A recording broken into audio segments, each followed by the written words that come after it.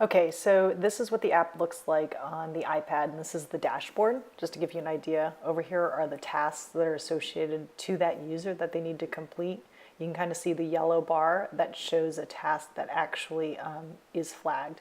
And as I'm moving around the map, you can see that's where a floor plan would be. But you'll have the capability of either having pin placement on a Google map or on a floor plan, depending on the needs. You have the ability to sort items pretty quickly, and not only sorting them, which is by selecting this button here, you're also able to select a filter to be able to filter them down. And these are all the tasks associated to the user. On the right side, you can see that there's a list that now represents all the activity feeds that are associated with the tasks that are in that task list. That way a user can kind of check to see what communication is going on the tasks without actually going into them. And they're able to decrease them or expand them or contract them.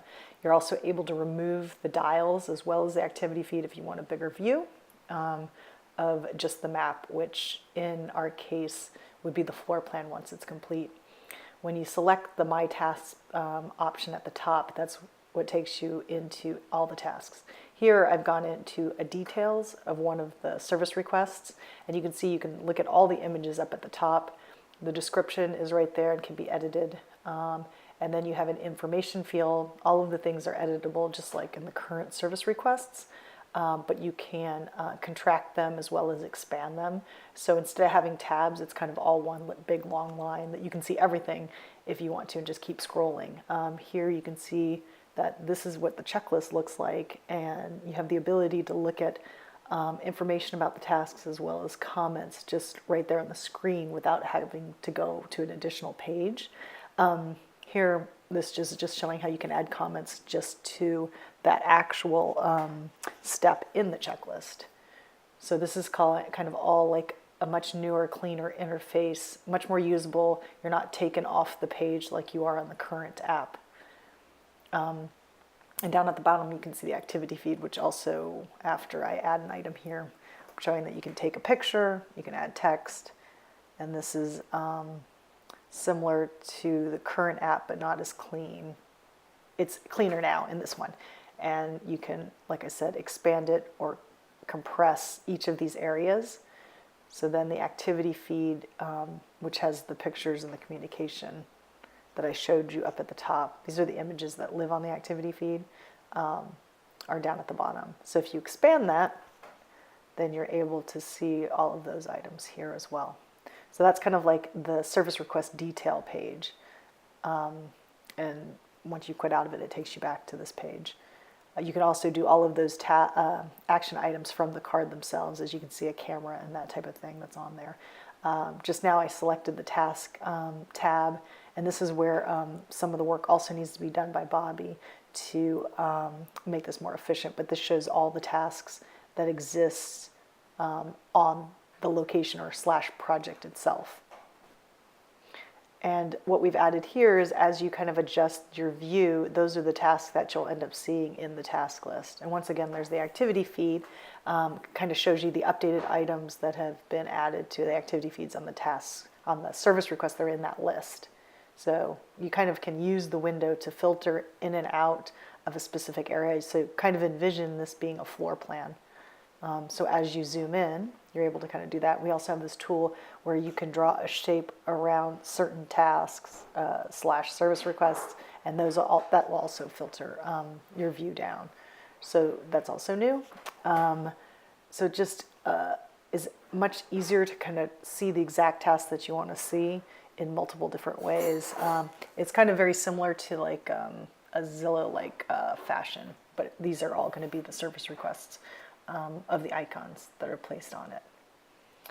And next is basically the same view showing from the iPhone.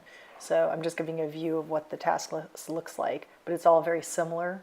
And the things that we have to add here is the ability to kind of do that filtering based on your view within the floor plan when you're on it. But this right here is what the task detail looks like. So it's very similar to the iPad.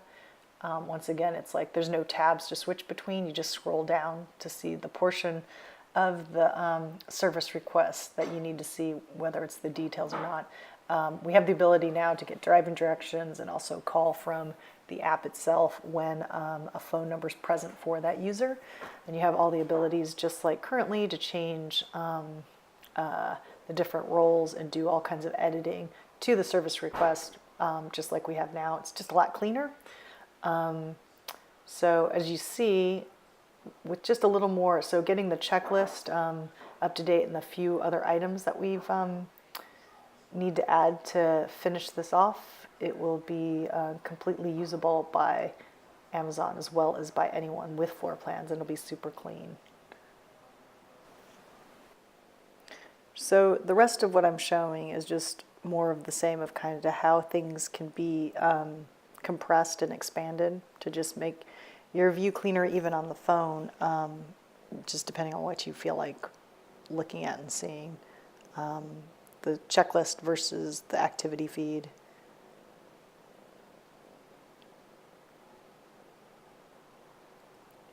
And once you're done with this and you're taken back to the page, I'm just showing now you also have the filter ability and you have the sorting ability that's available on the mobile device as well.